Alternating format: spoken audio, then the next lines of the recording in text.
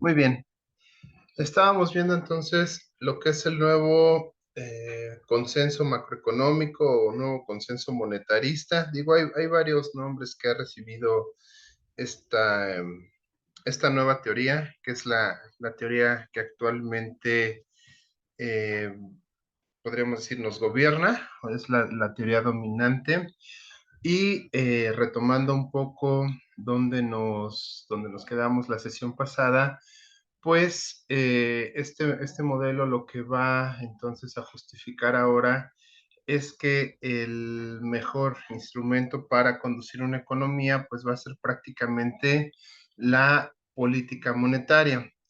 Entendemos que este modelo eh, va a aceptar entonces ya la existencia de dinero endógeno en la economía y para recordar un poquito esta situación de aceptar que existe dinero endógeno dentro de la economía, pues nos hace ver que entonces hay más oferentes de dinero independientes del Banco Central.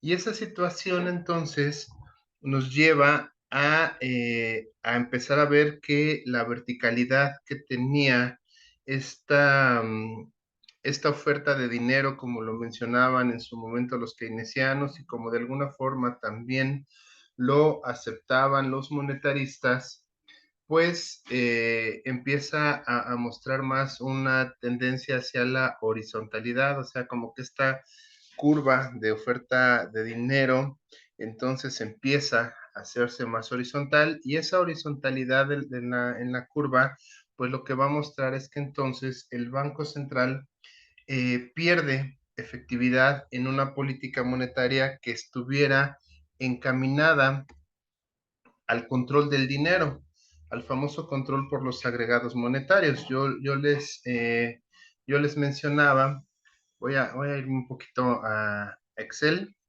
para tratar de hacerlo de forma a la mejor más específica. Yo les mencionaba que teníamos M0, M1, M2, M3 y M4. Entendemos que M0 pudieran ser los billetes y monedas, que es justamente el poder que va a tener el Banco Central sobre la política monetaria. Y decíamos que M iba a ser toda la oferta de dinero, B era la velocidad a la cual circulaba ese dinero, P era el nivel de precios y Y era el nivel de producto de pleno empleo. Y nosotros suponemos entonces que MB es igual a P por Y. Eso tendría que ser una igualdad. Ok. ¿Qué quiere decir esto?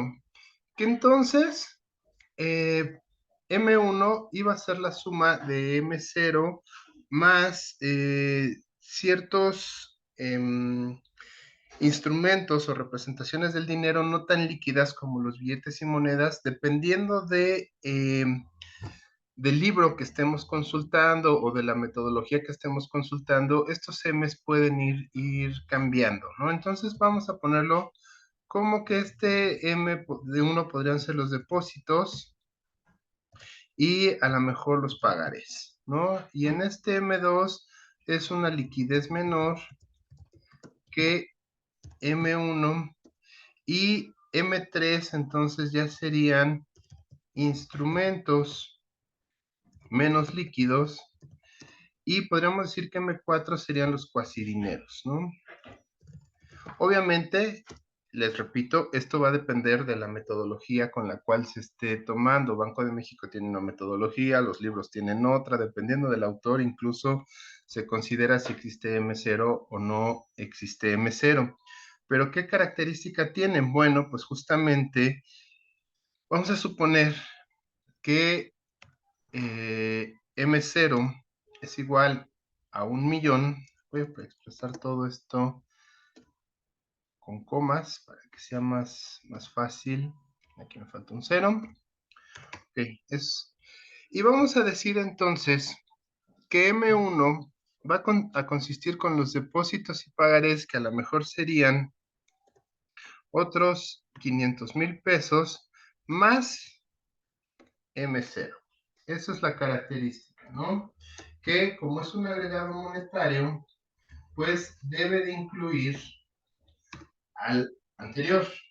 ¿Qué querrá decir? Que entonces M2, la parte de liquidez, a lo mejor de nuevo es otro 1,000,000 de pesos más M1.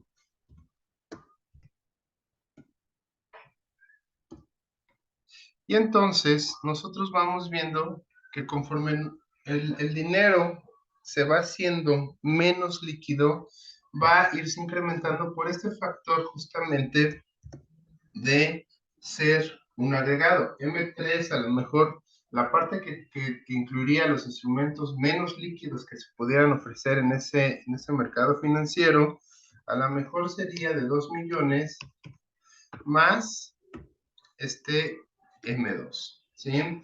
Y los cuasidineros, vamos a decir entonces que a lo mejor fuera nada más 500,000 pesos más el M3. Esos son entonces justamente la forma en la cual funcionan los agregados monetarios. Y entonces nosotros podríamos decir que toda la oferta monetaria sería igual a este M4. Este M4 vamos a decir por una velocidad de circulación a lo mejor de 5. Y entonces vamos a tener que M por B va a ser igual a estos 5 millones por una velocidad de circulación de 5. Y vamos a decir que el precio por el nivel de empleo, por el nivel de pleno empleo o el producto de pleno empleo, vamos a suponer que el producto de pleno empleo fuera de 2,500,000. ¿Qué quiere decir?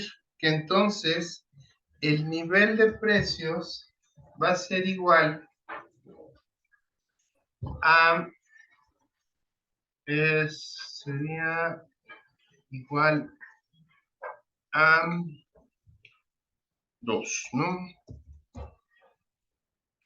Y entonces, quiere decir que aquí me faltaron, no ser igual a 2, perdón. Estamos hablando de 25,000. Entonces aquí me faltarían otros 5.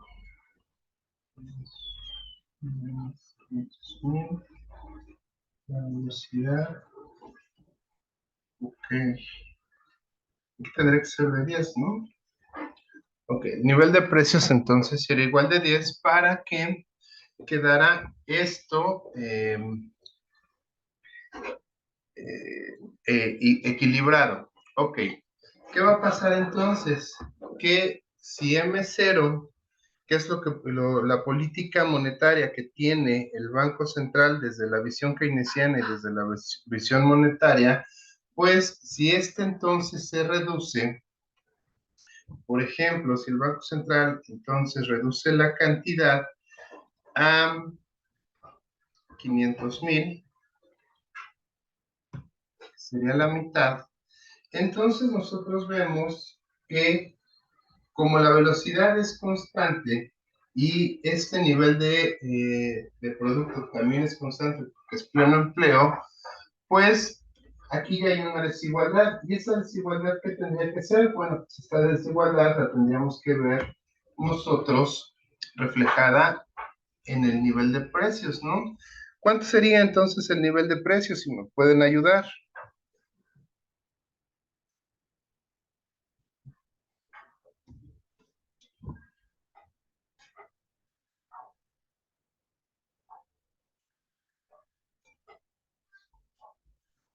¿Cuánto sería el nivel?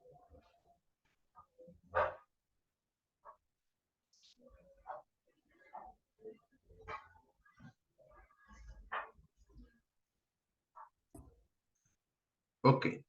¿Qué estamos viendo? Bueno, lo que estamos viendo entonces es que el nivel de precios que estaba en 10 ahora se redujo en 9. ¿Por qué? Pues porque se está reduciendo la cantidad de billetes y monedas, y al reducir entonces nosotros la cantidad de billetes y monedas, lo que estamos viendo es que automáticamente todos los agregados monetarios se reducen. ¿Y por qué suponemos esto? Porque prácticamente quien está dominando la oferta monetaria sería el Banco Central. Ahora, vamos a suponer que yéndonos a un estricto de lo que decían Keynes y de lo que decía en su momento Friedman, prácticamente estos últimos instrumentos, estas CEMES, serían casi cero. ¿Por qué? Porque ellos únicamente van a considerar que existen billetes y monedas y solamente existen bonos. Si ustedes recuerdan, es lo que ellos estarían poniendo. Entonces, bueno, vamos a un caso muy extremo donde solo hubiera bonos y dinero. Bueno, pues entonces la oferta monetaria sería todavía más sencilla de hacer, ¿no? Sería no es cierto, porque es un agregado monetario, sería solamente de, eh, de 1 millón, ¿no? Entonces, ¿qué es lo que veíamos? Que conforme menos representaciones monetarias existan, es más fácil controlar la oferta monetaria. Pero me regreso entonces a estos valores. ¿Cuál es el problema? El problema es que aquí el Banco Central originalmente de 1 millón que tenía, redujo 500,000 pesos y eso afectó la oferta monetaria, eso afectó los agregados monetarios. Pero ¿qué va a pasar?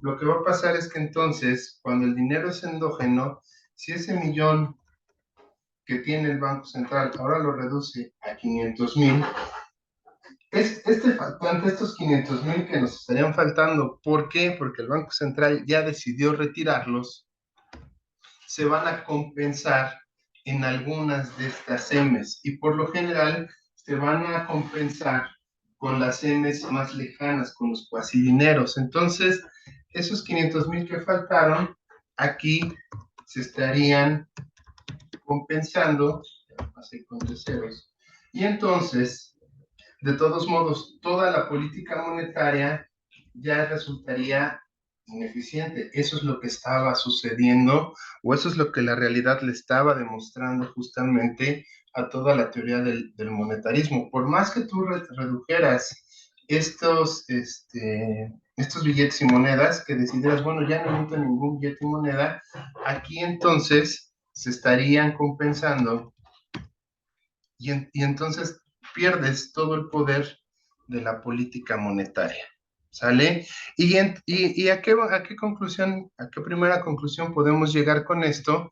Pues entonces, a que el Banco Central se tiene que ver obligado a abandonar esta forma de reducción o de incremento del dinero a partir de los agregados monetarios y más bien va a tener que controlar aquel instrumento que pueda motivar o desmotivar a los agentes económicos a querer tener más dinero, ¿sí? ¿Y qué es lo que va entonces a motivar o desmotivar a los agentes económicos? Pues prácticamente dirían algunos el costo de dinero, que es justamente la tasa de interés. Y entonces el Banco Central abandona los agregados monetarios como instrumento de política, digo, sí lo sigue llevando, como una forma de registro, pero en sí, ahora el instrumento de política monetaria es justamente la tasa de interés. Y es lo que nosotros veíamos como esa tasa de interés de fondeo, ¿no? Esa tasa de interés a la cual el Banco de México le va a prestar, o bueno, los bancos centrales en general que están bajo este modelo, le van a prestar dinero, sobre todo a las instituciones financieras. También llega a ser una parte de préstamo al gobierno, pero cada vez es menor el préstamo al gobierno. ¿Por qué? Pues porque se entiende que el gobierno es un mal administrador y es un mal pagador, ¿no? Entonces, esta teoría pues lo que dice bueno, viene desde, obviamente, desde las ideas de Friedman, lo que viene es decir, ok, el gobierno es malo para administrar y es malo para pagar, entonces, si fuera tu negocio, tú no le prestarías al gobierno o le pondrías más restricciones, ¿no? Buscarías más garantías del gobierno para poderle prestar. Aquí dice lo mismo, bueno, pues el Banco Central sí le puede prestar, pero tendría que exigirle más garantías y también tendría que, eh, que ponerle más condiciones, ¿no? Pero ¿qué va a pasar? Bueno, pues entonces esta tasa de interés que es con la que el Banco Central le va a prestar dinero a los bancos comerciales, la vez pasada más o menos hablábamos un poquito de las estructuras de las tasas de interés, ¿no? Y entonces decíamos, ok, el Banco Central decide, por ejemplo, prestarle a a los bancos comerciales dinero a esa tasa de fondeo. Y esa tasa de fondeo es cuánto le cuesta el dinero a los bancos. ¿Y para qué van a querer dinero los bancos comerciales? Pues sobre todo para responder a cuestiones de liquidez. Sabemos que hay bancos o periodos en los cuales los agentes económicos pues van a estar demandando más dinero. Por lo general, los días de quincena, los días 15, los días 30, que es cuando se paga la mayoría de las quincenas, al menos en este país, pues mucha gente acude a los bancos justamente a retirar, si no la totalidad, pues una parte de, eh, de esa quincena. ¿Y a dónde acude? Pues tiene que acudir al banco, ya sea en ventanilla o en los cajeros automáticos. Como sea, empiezan a a existir, perdón, esos retiros de dinero y los bancos comerciales pues muchas veces no tienen la suficiente liquidez para hacer frente a eso. Pero también entendemos que el banco comercial eh, tiene que demostrarle a sus clientes cierta confianza. Ni modo de que les digan, ¿sabes qué? Ya me quedé sin dinero, que llega a pasar, ¿no? Pero ¿qué pasa cuando un cliente quiere retirar el dinero y el banco le dice que ya no hay? Pues empieza a tener mala, mala publicidad, ¿no? Mala reputación y entonces empezamos a ver que los clientes se están peleando, que los clientes dicen que ese banco no funciona, etcétera, etcétera. ¿Cómo se corrige un poco esto? Pues justamente previniendo que esos días es necesario tener mayor liquidez. Y ok, ese costo entonces del dinero lo que va a hacer es influir justamente en las tasas a las cuales primero entre bancos se presten, que es la famosa TIE que nosotros manejamos, y después de esa TIE lo que vamos a ver es justamente la estructura de tasas de interés a las cuales los bancos le van cobrando a los agentes económicos por ciertos créditos, ¿no? Entonces, por ejemplo, si yo quiero un crédito para una casa, pues muy probablemente en mi contrato va a decir, ok, te voy a cobrar la TIE, que es lo que me cuesta el dinero, más un 5%. Y si esa TIE cambia, entonces la tasa que yo te cobre va a cambiar, puede subir o puede bajar, ¿sí? Y de ahí, bueno, pues vemos la, el cobro, por ejemplo, por un automóvil o el cobro por las tarjetas de crédito, que son el crédito que más riesgo pudiera llegar a tener un banco, ¿no? Entonces, generalmente cuando nosotros vemos las tasas de interés que cobran las tarjetas de crédito, pues son tasas de interés muy altas, ¿no? Del 60%, del 90%, dependiendo de la tarjeta y del banco, pero pues son sumamente altas y obviamente esas van a cambiar en relación a cuánto esté la TIE. ¿Y qué quiere decir? Que entonces si el Banco Central sube esa tasa de fondeo bancario, pues automáticamente todas las tasas de interés van a subir hasta que llegue un punto donde los agentes económicos decidan dejar de adquirir esos créditos, ¿no?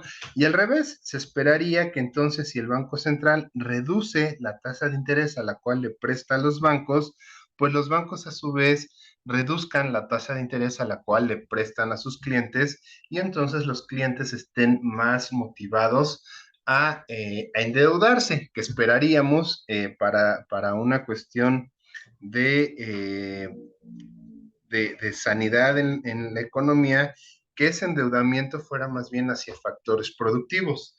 Que de alguna forma, bueno, hay autores que están a favor, hay otros que están en contra, pero hay autores que los que están a favor mencionan que también incluso el crédito al consumo es bueno. ¿Por qué? Pues porque se motiva entonces a que se incremente el consumo y ese incremento en el consumo pues va a motivar a que los empresarios o los productores, como queramos verlo, pues se motiven a hacer crecer justamente toda esta parte de su producción. ¿Sale? ¿Hasta aquí alguna duda o comentario?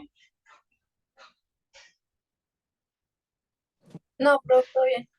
Todo bien, ok.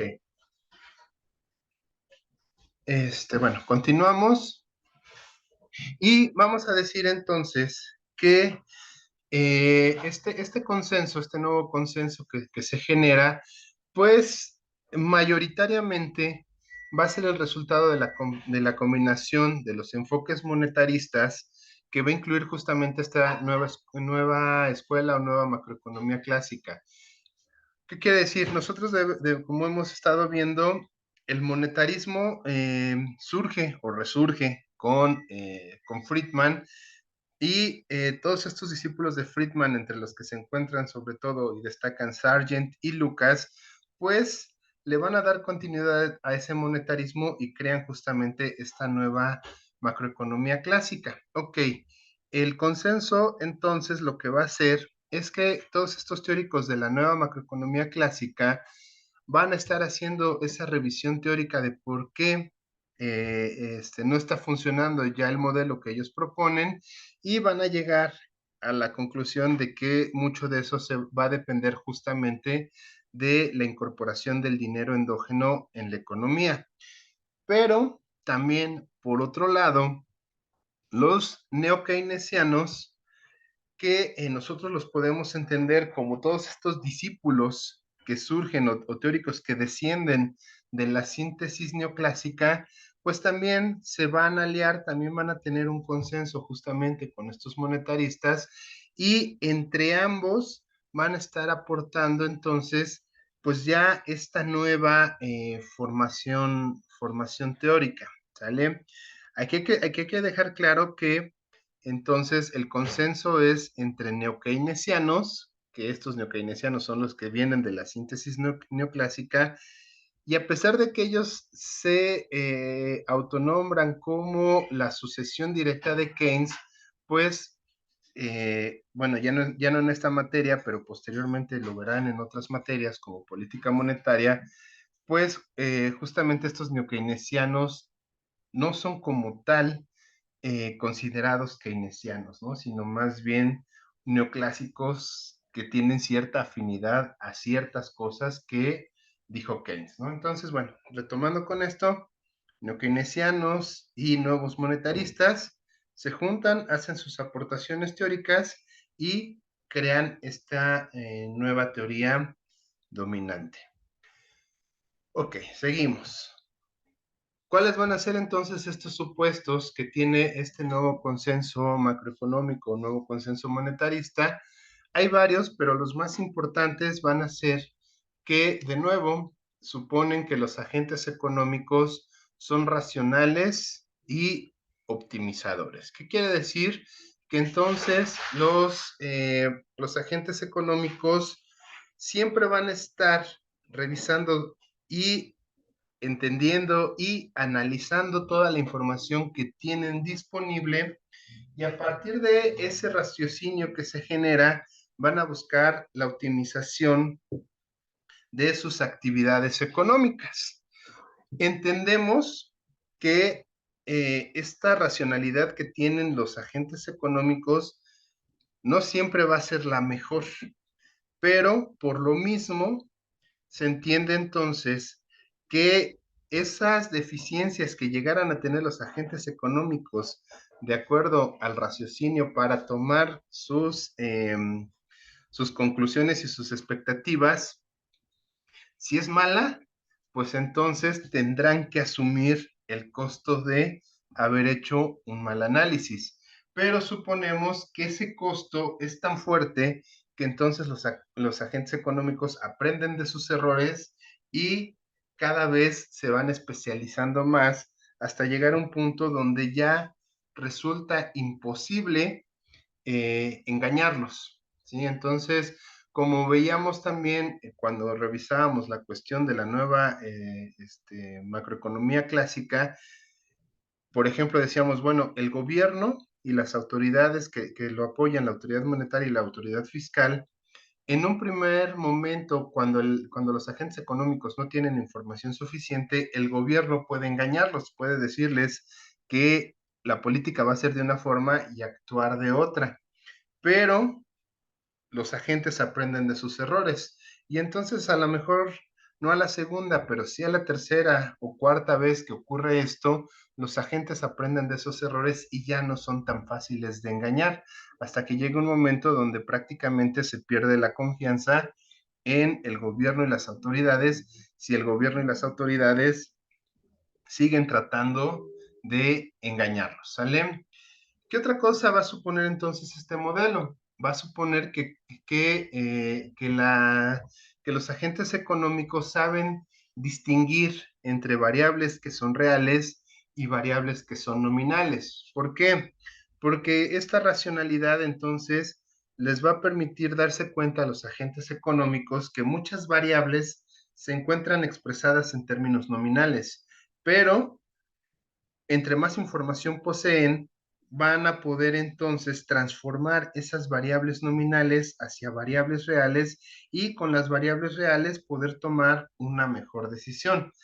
El caso que hemos estado hablando siempre es, por ejemplo, el caso de los trabajadores, ¿no? Los trabajadores bajo esta visión dicen, los trabajadores reciben salarios nominales o cuando se quieren contratar van a enfrentarse a que el precio de los salarios esté expresado en términos nominales.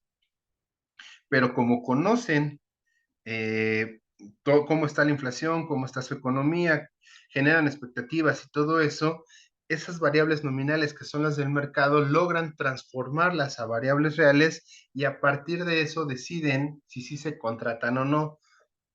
En el lado de los productores pasa lo mismo.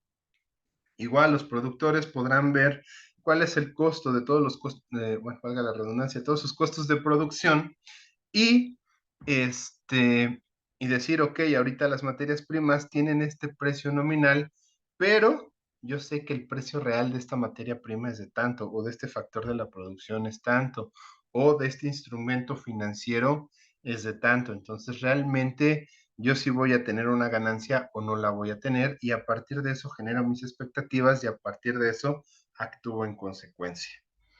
Ok, ¿qué va a pasar? Si nosotros tomamos como ciertos estos dos primeros supuestos, entendemos que entonces el gobierno no va a tener de otra más que ser transparente con los agentes económicos. Y el gobierno entonces va a tener que buscar generar confianza hacia los agentes económicos y en consecuencia tanto la autoridad fiscal como la autoridad monetaria tendrán que dedicarse a estar generando esta confianza. ¿Y qué va a pasar? Que entonces, si el gobierno logra generar confianza con los agentes económicos, pues entonces se genera un escenario donde la incertidumbre se reduce considerablemente. Y entonces, al no existir incertidumbre y al haber una situación de mayor estabilidad, pues empieza a generarse confianza dentro de los mercados. ¿Por qué? Porque entonces, si con esta confianza logramos que la inflación se mantenga en un nivel controlable, pues los agentes económicos van a poder tomar decisiones más adecuadas o menos erróneas, como nosotros queramos ver. ¿Y qué podremos decir? Ah, bueno, pues por ejemplo, en el mercado de trabajo, si yo me quiero contratar, si yo soy un trabajador y me quiero contratar y sé que la inflación es del 3%, ah, bueno, pues es una inflación que es manejable, que yo puedo como trabajador, puedo controlar o puedo vivir con ese nivel de inflación relativamente bajo y entonces ya ver si me es atractivo los precios de mercado de acuerdo al trabajo que yo quiero hacer. Y también, si soy un productor y yo sé que las materias primas y todos los costos de producción van a estar creciendo cada año un 3%, pues yo ya lo puedo prever, yo ya sé que esa es la inflación y entonces automáticamente yo voy ajustando mis precios de manera gradual en ese 3% y en consecuencia, pues vemos que todos los mercados son perfectos, ¿no? O son cuasi perfectos. Siguiente punto. Se acepta entonces la existencia del dinero endógeno, que bueno, es lo que ya hace rato veíamos, ¿no? Quiere decir que entonces el Banco Central ya no es el único oferente de dinero en la economía, sino que hay más, más actores que también ofrecen dinero. En este caso, se establece que la mayoría del dinero endógeno lo generan justamente los bancos comerciales al momento de dar créditos, ¿no? Y entonces, ¿cuál es el problema? Pues el problema va a ser que ese dinero, si empieza a tener preferencia sobre el dinero del Banco Central, pues de alguna forma le va a restar poder al Banco Central. ¿Y cómo es la forma en la cual el Banco Central puede mantener su poder? Pues justamente manejando el costo del dinero a partir de la tasa de interés que utilice. Si la tasa de interés es muy alta, los bancos comerciales no van a poder generar excesos de dinero endógeno porque la tasa de interés es sumamente alta y tendrían que trasladar esa tasa de interés a los instrumentos financieros o instrumentos de crédito que le ofrecen a los agentes económicos. Entonces, de alguna forma,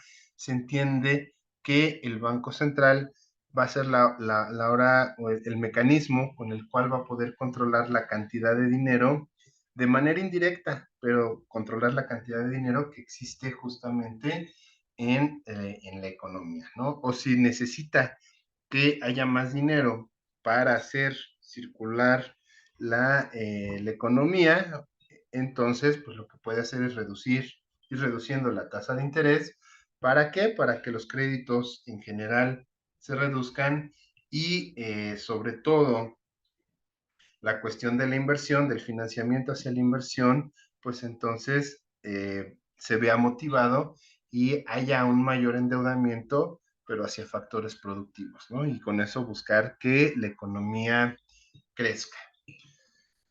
Ok, otro supuesto tiene que ver entonces con que los agentes económicos van a actuar bajo expectativas racionales, que va pegado al primer supuesto, y eso, bueno, ya lo hemos visto anteriormente, que es prácticamente lo que mencionaba la nueva macroeconomía clásica o los nuevos monetaristas, donde decimos que los agentes económicos no solamente aprenden del pasado de una variable, sino que también a esta expectativa que generen le van incorporando toda la información que consideran necesaria y oportuna para tomar una mejor expectativa. ¿Y por qué van a tomar una mejor expectativa? Porque saben que el error en su expectativa genera costos, ¿no? Entonces, entre más grande sea el error, más grande va a ser el costo y los agentes económicos no están dispuestos a asumir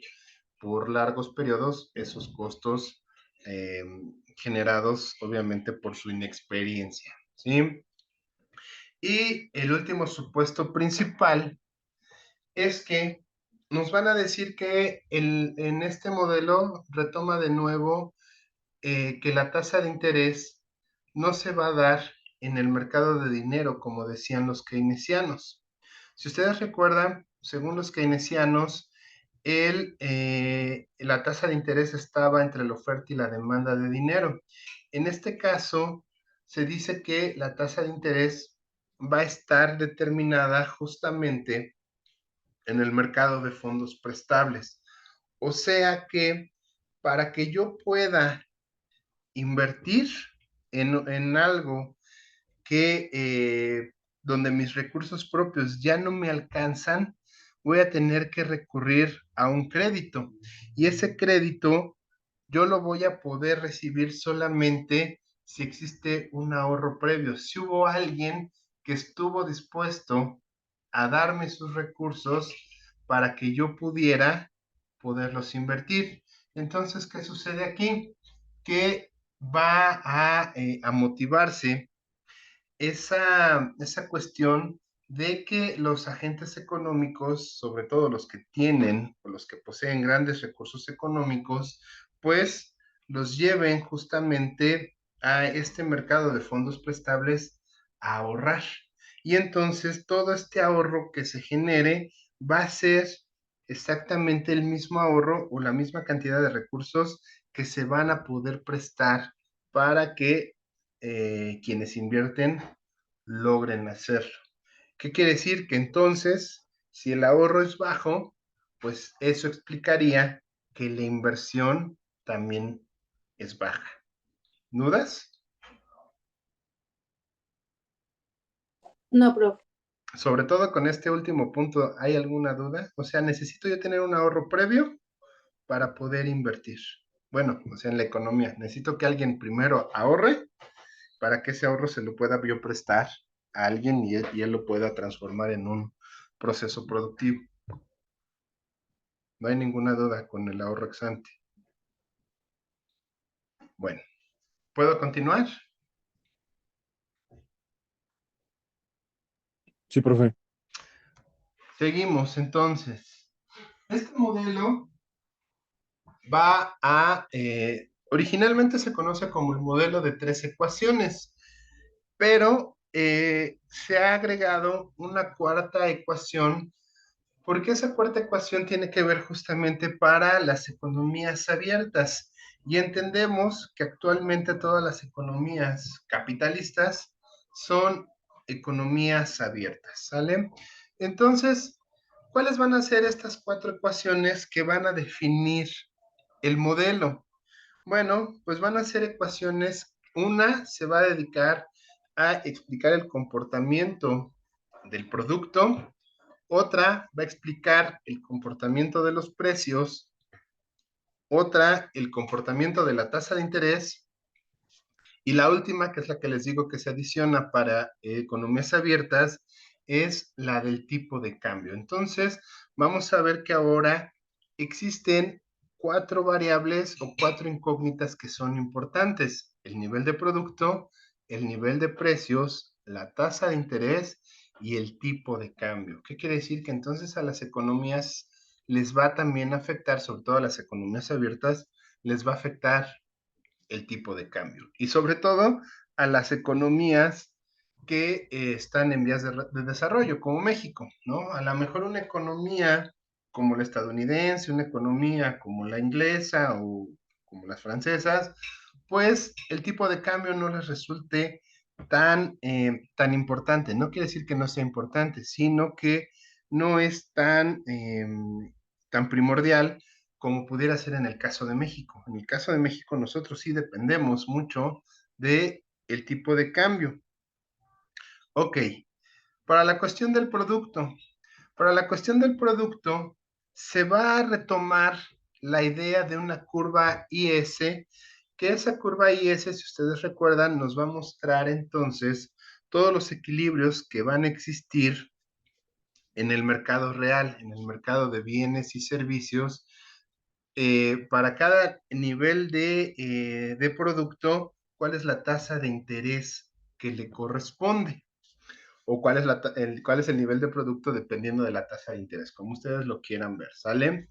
Ok, esta curva IS va a sufrir ciertas modificaciones en comparación con la curva IS que nosotros habíamos estado revisando previamente en el modelo de ISLM.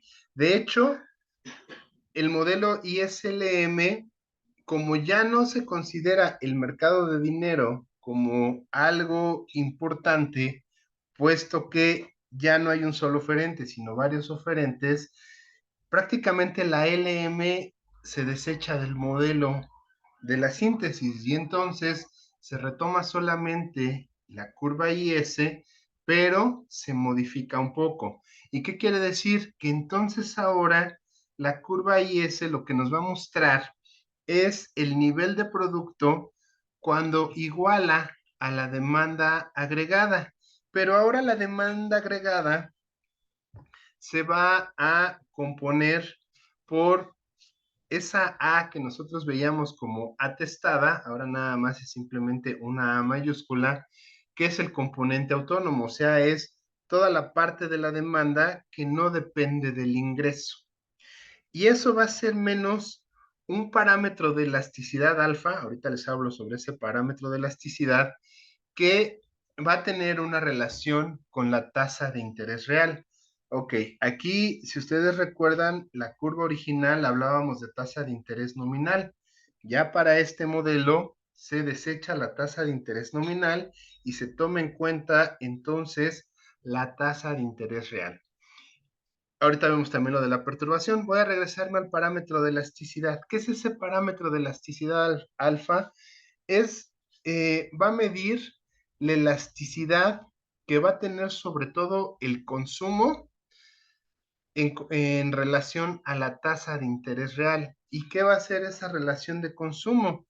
Esa relación de consumo o esa elasticidad de relación del consumo lo que nos va a decir es cómo va a cambiar el consumo presente y futuro de acuerdo a la tasa de interés real. O sea, en otras palabras, si la tasa de interés real es baja y mi elasticidad es alta, quiere decir que entonces, si baja la tasa de interés, vamos a preferir como población consumir ahorita lo que hubiéramos consumido en el futuro.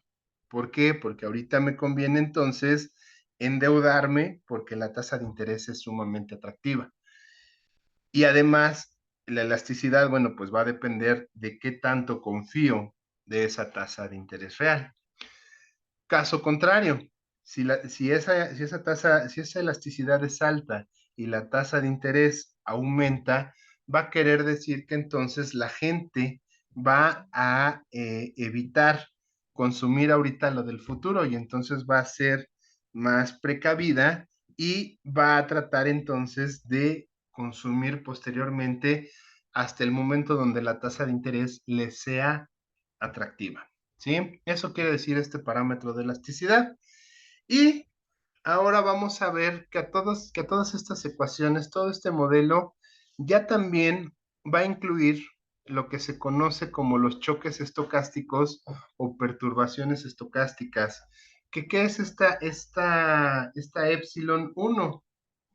Va a ser nuestro factor de error.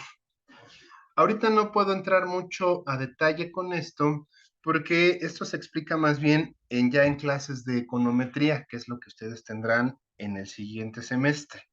Pero este término de error es justamente todas esas variables o todos esos choques externos que no se podían prever cuando se genera un modelo. Eh, por ejemplo, un choque externo, ahorita son todas las cuestiones bélicas, ¿no? La cuestión de, bueno, el año pasado, porque este ya deja de ser un choque estocástico, pero por ejemplo, el año pasado, que era la guerra de Ucrania, que empezaba la guerra de Ucrania con Rusia, es un choque estocástico, algo que no estaba previsto y que obviamente va a afectar la demanda agregada de un país, o en este caso de toda una economía mundial. Ahora ya deja de ser un choque estocástico porque a final de cuentas ya se vuelve un efecto que está presente, un efecto que ya podemos considerar dentro de las expectativas. Pero ahora el nuevo choque estocástico en cuestión bélica es el enfrentamiento que tiene Israel con estos tipos de Hamas o de Hamas, como se pronuncie. ¿Por qué? Porque no se esperaba, ¿no? Y entonces ese es el choque estocástico. Otro choque estocástico en su momento fue la pandemia por COVID, ¿no? Era algo que no se esperaba, llegó y entonces afectó, obviamente que afectó la demanda agregada. Y como ese, bueno, pues puede haber bueno, otro choque estocástico que pudiéramos ahorita nosotros a nivel nacional tomar en cuenta es justamente el huracán de Acapulco, ¿no? Ese huracán que le pegó a Acapulco no solamente le dio a Acapulco, le dio a varias regiones del estado de Guerrero e incluso de Michoacán. no se habla mucho, pero a final de cuentas, ese fenómeno natural, claro que afectó ciertas regiones agrícolas y entonces esa afectación en las regiones agrícolas es un choque estocástico, algo que yo no pude prever, pero que me genera cambios o que afecta mi demanda agregada. ¿Sale? Lo que esperaríamos es que obviamente este término estocástico fuera muy pequeño. Eso no habría problema. Si el error es muy pequeño, bueno, pues no importa cuál es el efecto que tenga. El problema es que ese error estocástico fuera muy grande. ¿Por qué? Porque si retomamos expectativas racionales, ese es justamente nuestro costo de no tener toda la información. Si ese costo, si ese error que estamos cometiendo es muy grande, el costo es muy grande, pero si el error está minimizado, entonces los efectos que pudiera llegar ese error o ese conjunto de errores, pues realmente no me afectan tanto. ¿Dudas? No, profe. Bueno, seguimos.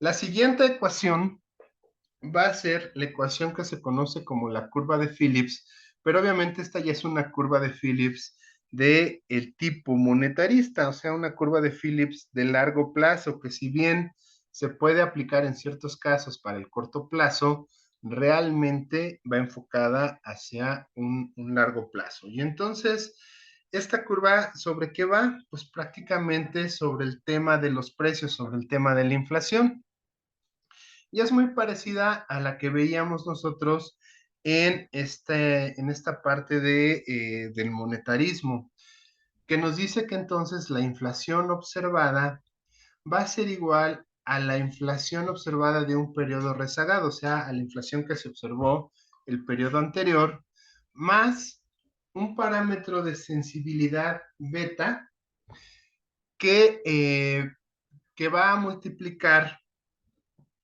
a YT menos, bueno, Y subíndice T más Y superíndice T.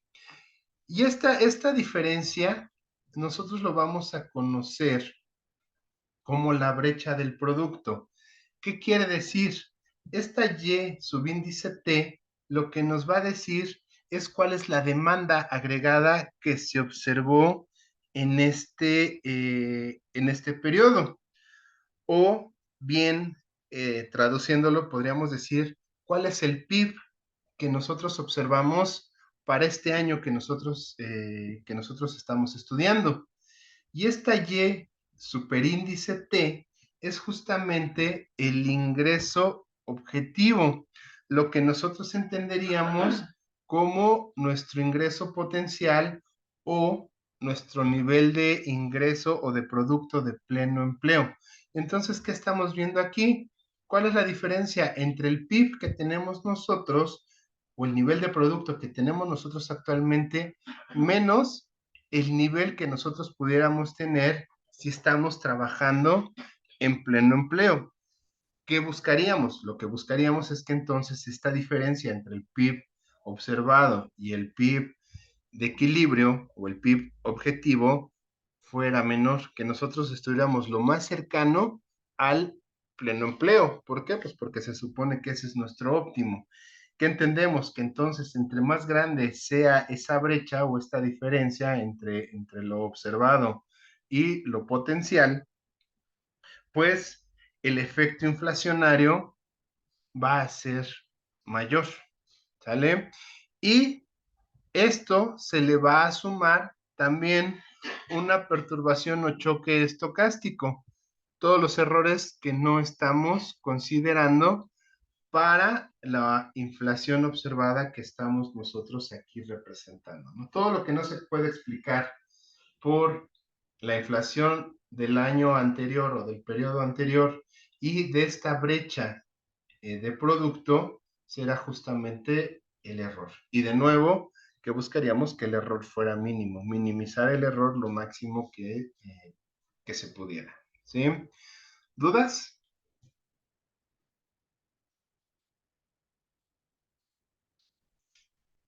No, ¿Puedo avanzar?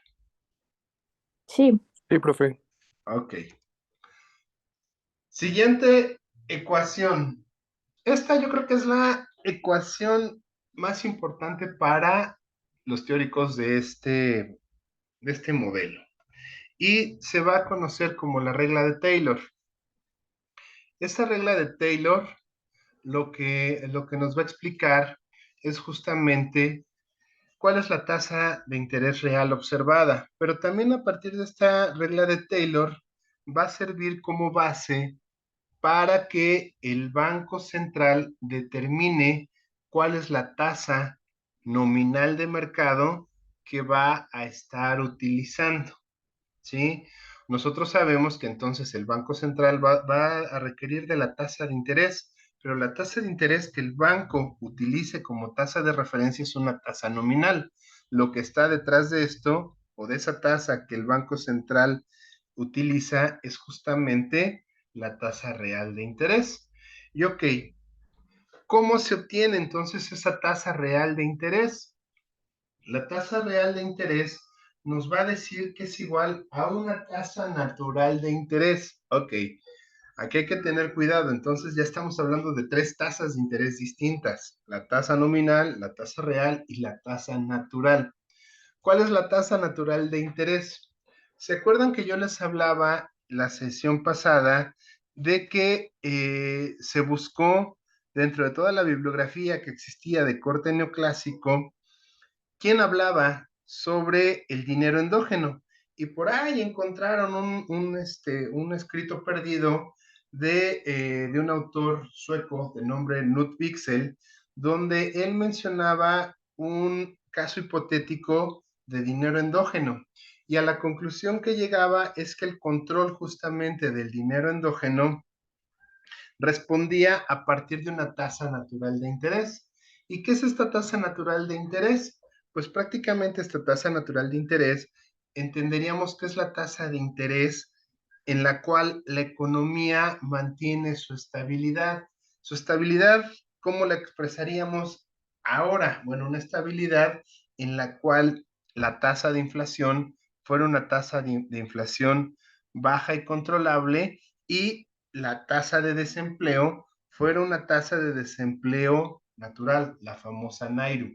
Entonces, a qué podemos llegar con este concepto? Que entonces la tasa natural de interés es la tasa a la cual el desempleo se encuentra en su nivel natural, en una NAIRU, y la inflación se encuentra en el nivel más bajo, que a su vez es manejable, ¿sí? ¿A qué conclusiones llegamos? Que entonces se acepta que en la realidad, en una economía estable y en una economía sana, debe de existir inflación, siempre y cuando sea manejable. O sea, no podemos, ya se abandona el hecho de que existe una inflación cero, sino más bien buscamos que haya inflaciones de una cifra, o sea, entre 0 y 10, que no pueden ser ni 0 ni 10. Esas se consideran inflaciones manejables, inflaciones controlables, pero sobre todo buscaríamos que fueran más cercanas a cero. Y también aceptamos que hay cierto desempleo por la cuestión de la NAIRU que hablaban los monetaristas, ¿no? Hay un nivel en el cual hay gente desempleada por cuestiones en su mayoría voluntarias, pero también se va a aceptar que haya desempleo por cuestiones de friccionalidad, o sea, personas que están buscando empleo y aún no lo consiguen, pero en un periodo menor, igual o menor a 3 meses. Y este modelo, teóricos ya más modernos llegan a aceptar que sí existe en una cantidad muy, muy, muy baja un desempleo involuntario. Pero ese desempleo involuntario en el cual entendemos que son personas que están buscando empleo y no lo encuentran y ya llevan más de 3 meses, se debe más bien a cuestiones de problemas con el mercado que pudiera llegar a ser a lo mejor los sindicatos, ¿no? O sea, por ejemplo, estos teóricos justifican que haya personas que están buscando empleo y no lo encuentran porque el sindicato limita la cantidad de plazas que se pueden dar a unos agremiados, ¿no? Y limita la flexibilidad también de los precios. Entonces, por ahí va esa cuestión, pero, les repito, la teoría considera que ese desempleo involuntario es muy pequeño, entonces no da lo mismo si se incluye o si no se incluye dentro de nuestro cálculo de desempleo. Ok. Decimos, regresando, que entonces la tasa de interés real observada va a ser igual a esta tasa natural de interés más un parámetro teta de la inflación que a su vez multiplica la brecha de inflación. ¿Y qué es la brecha de inflación? Pues la brecha de inflación nos va a decir que es igual a la inflación observada menos la inflación óptima, ¿sale? Y eso, a su vez, va a sumarse con un parámetro teta del producto que va a multiplicar la brecha de producto, que era la que hablábamos hace rato.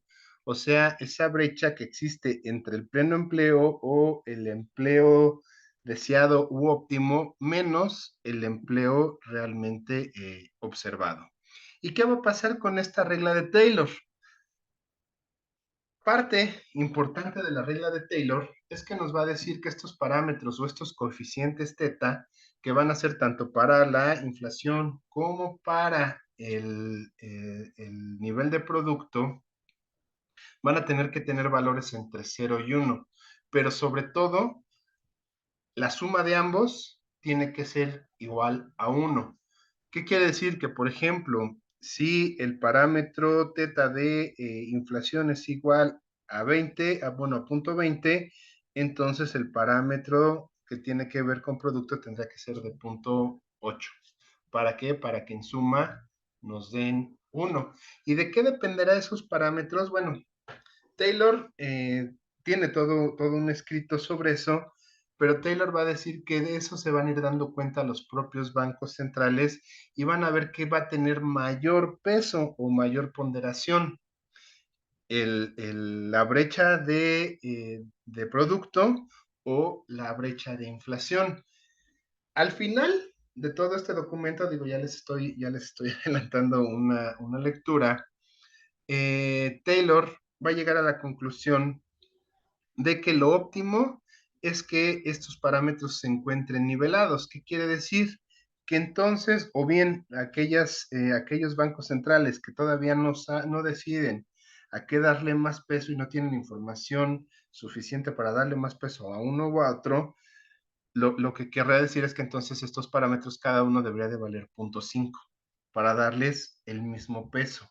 Y Taylor sostiene que estadísticamente en la mayoría de los casos estos parámetros son muy cercanos, o sea, son muy cercanos a ese 0.5, pero él no desestima que llegara a haber situaciones en las cuales esos parámetros estuvieran desbalanceados, que uno tuviera más peso que el otro. ¿Sale? ¿Dudas?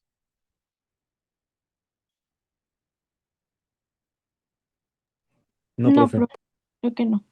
No. Ok. Vamos a continuar entonces. La cuarta ecuación. La ecuación que les digo se considera exclusivamente para economías abiertas, que en el estricto podríamos decir que son todas, ¿no? Y nos va a decir entonces que el tipo de cambio va a estar representado con la letra E minúscula y ese tipo de cambio va a ser igual a un coeficiente psi que va a multiplicar a su vez a la tasa a la tasa real, perdón, de interés, más un término de error aleatorio o más un choque estocástico, ¿no? Y entonces que este coeficiente sí que es el importante en esta ecuación, pues el valor que nos va a decir es cuánta relación existe entre el tipo de cambio y la tasa de interés real. ¿A qué va esto? Este modelo, de nuevo, retoma lo que en algún momento decía Fisher, de que existe una paridad en las tasas de interés de todo el mundo. ¿Qué quiere decir? Que entonces, si México ofrece una tasa de interés del 11% y Estados Unidos una del 6%, por usar números cerrados, quiere decir que esa diferencia de 11 y 6, esos 5 puntos de diferencia, en sí se justifican. ¿Por qué? Porque México tiene un problema con su tipo de cambio, un problema de devaluación. Entonces, esperaríamos que el peso mexicano se devaluara más rápido que el dólar. Entonces, si, si en Estados Unidos me ofrecen una tasa del 6% y en México una del 11%, ¿qué va a pasar? Que como yo al cambiar mis dólares, en el supuesto de que yo fuera estadounidense, al cambiar mis dólares a pesos, al final del vencimiento del instrumento de 11 por ciento, vamos a poner al año, dejé mi dinero, mis dólares los cambié a pesos y lo puse una tasa de interés del 11%, al final del año yo voy a recibir 11% más de pesos, pero cuando esos pesos yo quiera de nuevo transformarlos a dólares, por la cuestión de la depreciación, ya no es una devaluación, es una depreciación de la moneda, pues el tipo de cambio va a absorber toda esa diferencia, esos cinco puntos. Y entonces va a resultar lo mismo que yo hubiera tenido mi dinero en Estados Unidos ganando un 6%, a que yo lo tuviera en México ganando un 11% por cuestión del tipo de cambio. ¿Sí? Eso es lo que nos señala, lo que nos trata de decir esta ecuación. Y entonces quiere decir que si el valor de esa psi es igual a 1, vamos a considerar que entonces las tasas de interés van a ofrecer exactamente lo mismo. Y existe una paridad entre la tasa nacional y la tasa internacional, no importa dónde yo tenga mi dinero. Si el valor fuera distinto, entonces quiere decir que por ahí hay una cierta perturbación, que obviamente esa perturbación se va a explicar con este término de error aleatorio. ¿Sí? Y algo que nosotros tenemos que tener en consideración es que este coeficiente psi tiene que ser positivo. No puede ser cero y tiene que ser positivo. Puede tener el valor positivo que sea, pero obviamente ese valor que nosotros encontremos en sí, lo que va a explicar es que se diferencian en tasas de interés. A final de cuentas, lo que va a compensar es que es el tipo de cambio, ¿no? La variabilidad del tipo de cambio o la depreciación o apreciación de una moneda con respecto a otra. ¿Dudas?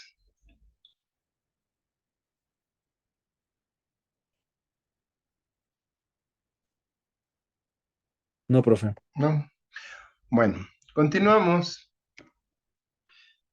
¿Qué va a pasar? Bueno, pues entonces ahora surge un nuevo paradigma monetario con todo esto. Y vamos a decir que en general este modelo de metas de inflación, o también se va a conocer como modelo de inflación observada, lo que va a representar es un marco flexible de política monetaria que lo que va a buscar es justamente de una forma formal anclar las expectativas de inflación. O sea, ¿qué quiere decir? Que el gobierno va a utilizar justamente toda la política monetaria que le pertenece a la autoridad monetaria como una forma en la cual las expectativas de inflación que tienen los agentes económicos no sea distinta a la inflación que se llegue a observar. Y entonces ahora se le va a dar más peso justamente o más poder a la autoridad monetaria para que actúe en consecuencia de mantener esa expectativa de inflación. ¿Qué quiere decir? Que entonces, como el gobierno va a buscar credibilidad con los agentes económicos, al menos en este aspecto, pues les va a decir a través justamente de la autoridad monetaria, la inflación que se prevé, por ejemplo, para México en el 2024 es del 4%. Ya le generé yo una expectativa a mis agentes económicos. Si mis agentes económicos confían en mí, ellos van a estar actuando en consecuencia en elevar el precio ya sea de sus productos y de su salario y de todas sus expectativas en ese 4% que yo les prometí. ¿Y qué voy a hacer? Que entonces el Banco Central va a tener que estar utilizando sobre todo la tasa de inflación, no, perdón, la tasa de interés para controlar esa inflación y mantener la inflación en ese 3 o 4% que yo como gobierno me comprometí. Y entonces, ¿qué pasa? Si los agentes económicos están con la idea de que la inflación es del 4% y el Banco Central está actuando con que es para mantener una inflación en 4% y yo como gobierno estoy funcionando de tal forma en la cual mantener ese 4% de inflación, pues se empiezan a generar las famosas predicciones autocumplidas. Todos creemos que va a ser 4%, todos trabajamos para que sea del 4% y a final de cuentas, como todos nos creímos y nos generamos esta expectativa, lo más probable es que efectivamente la inflación sea del 4%. ¿De qué dependerá de que no lleguemos todos al 4%? Pues dependerá justamente del choque estocástico, de aquellas cuestiones que nosotros no consideramos, ¿sí? Siendo sinceros, digo, obviamente eso tiene muchas repercusiones, pero siendo sinceros, de alguna forma, hasta antes del 2020, todas estas expectativas de inflación sí se cumplían y sí tenían esas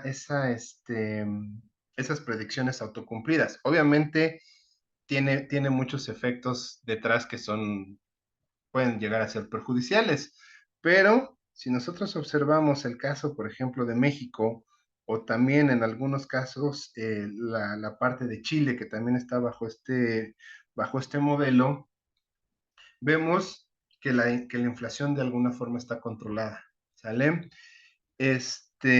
Igual, bueno, pues espera que ahora que estemos saliendo de nuestro choque estocástico que fue la pandemia y ahora de nuestros choques estocásticos que son las guerras, pues esperaríamos que en 2024 esta confianza se volviera a retomar. ¿Para qué? Para que la inflación entonces se mantuviera constante de acuerdo a lo que el propio Banco de México considere que es nuestra inflación.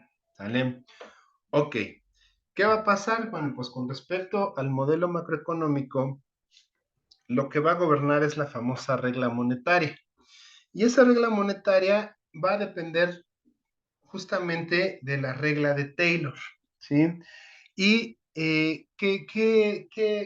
¿a qué va con a qué vamos con esta regla monetaria? Pues que prácticamente el éxito de la política monetaria va a depender de cómo se ajustan dos instrumentos. Por un lado, la base monetaria, o sea, esa base monetaria nosotros la entendemos como la cantidad de billetes y monedas que están en posesión del público, más los depósitos que las instituciones financieras y que incluso algunos autores consideran el gobierno tienen en las cuentas del Banco Central. Esa es nuestra base monetaria. Y aunque si bien es cierto, el manejo de los agregados monetarios se ha abandonado como instrumento de política, sigue funcionando de manera auxiliar. Ya no es el instrumento primordial, el instrumento con el que se hace política monetaria, pero de alguna forma va sirviendo como indicador y como auxiliar para el instrumento óptimo de este modelo, que es justamente la tasa de interés, ¿no? Entonces, dependiendo cómo se utiliza o cómo va funcionando la base monetaria y cómo va adecuándose la tasa de interés, pues entonces estos van a tener impactos, o esperaríamos que tuvieran impactos al menos en dos variables, en la inflación y en el Producto Interno Bruto, ¿no? En nuestro nivel de producto. ¿Dudas?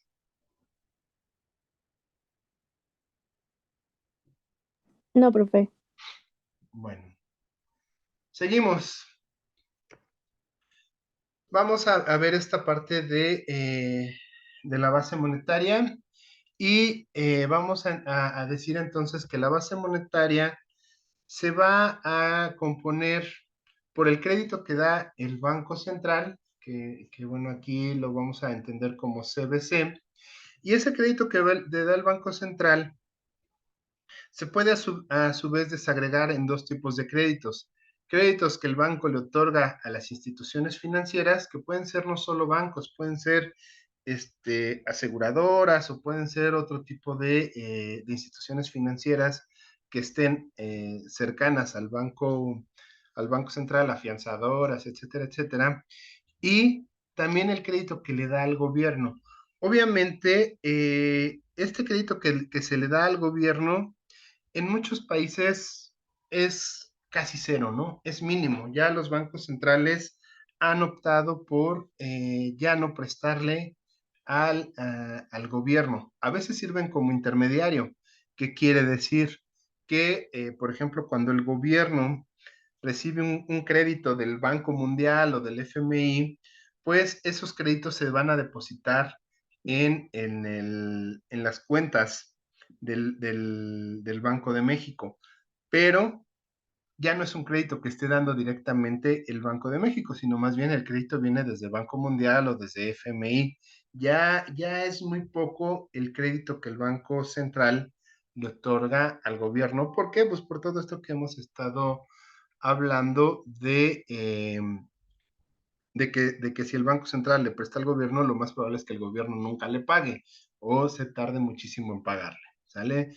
¿Y qué otra cosa tiene que ver con la base monetaria? Pues justamente las reservas internacionales o los activos internacionales, que como los entendemos, pues son todas aquellas divisas, en su mayoría, que van a llegar al país a manera de inversión, que puede ser inversión directa, como la creación de una planta, como pues prácticamente cualquier negocio productivo que se hace dentro de un país, todos esos recursos que se depositan, pues son reservas internacionales por inversión directa, pero también pueden llegar por inversión indirecta, que es todo lo que llega a través de los mercados financieros. En específico, pues a través de derivados o de los CETES o de acciones, todo ese dinero que viene del extranjero para comprar instrumentos financieros mexicanos o nacionales, se consideran reservas internacionales, ¿sí? Y entonces, ¿qué vemos aquí? Que debe de haber una igualdad. La suma de estos créditos más la suma de estas reservas internacionales tendría que ser igual a la base monetaria. O sea, tendría que ser igual a la cantidad de billetes y monedas que están en circulación, más los depósitos que llegan a tener las instituciones financieras e incluso en algunos casos el propio gobierno dentro del Banco Central. ¿Y qué vamos a entender de esto? Que entonces los cambios que existan en los créditos que da el Banco Central y o los cambios que existan en las reservas internacionales generan cambios de manera directa en la base monetaria. Ya nada más para cerrar el día de hoy, vamos a verlo de una forma muy sencilla en un Excel. Vamos a ver que del lado de nuestros activos, si ustedes recuerdan sus clases de análisis de estados financieros, del lado de nuestros activos vamos a tener las reservas internacionales, los créditos que se dan a las instituciones financieras y el crédito que se le diera al gobierno. Y este lado del activo se tiene entonces que compensar con un pasivo. ¿Qué vamos a tener entonces? Vamos a suponer entonces que las reservas internacionales fueron bueno, para no equivocarme con las comas, por 1,000,000 de pesos. Además, el Banco Central le prestó a las instituciones financieras, vamos a pensar que les dio 500,000 pesos o 500,000 millones, no importa, ¿sale? Y al gobierno, el propio banco, pues solamente les quiso prestar 20,000 pesos. Quiere decir que entonces el total de mi activo es de 520,000. Ok. Del lado derecho, yo tengo que compensar todos mis activos en pasivos. Y una parte va a ser los depósitos que las instituciones financieras tienen dentro del Banco Central, o sea, lo que ellos guardan. ¿Y por qué lo van a guardar? Por dos razones. Porque la tasa de interés que yo les ofrezco pagarles, o el Banco Central ofrece pagarle a las instituciones financieras por tener su dinero ahí es atractivo. Otra razón es por cuestión de liquidez.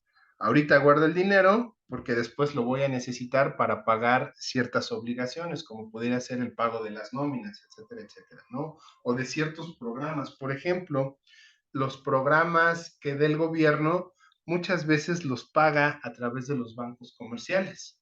Y entonces el gobierno le da esos recursos al banco y el banco los va a tener ahí hasta que la gente los vaya requiriendo, ¿no?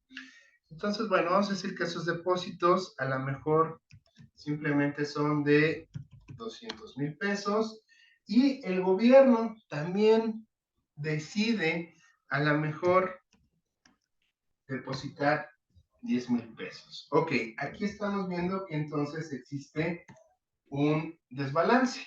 ¿Y qué va a hacer? Bueno, pues todo esto que me falta, el Banco Central se tiene que ver obligado entonces a emitirlo como billetes y monedas y ponerlo en circulación. Y entonces vamos a decir que esto es igual a todo el activo menos los depósitos que tienen las instituciones, menos los depósitos que tiene el gobierno. Quiere decir que entonces, en este ejemplo, tendría que haber en billetes y monedas 1,310,000 pesos. ¿Qué va a pasar? Que si, por ejemplo, el crédito a las instituciones financieras de 500,000 ahora aumenta a 600,000, pues entonces ahora ese crédito, esos 100,000 que se metieron de crédito a las instituciones financieras, se tienen que traducir como un pasivo en billetes y monedas.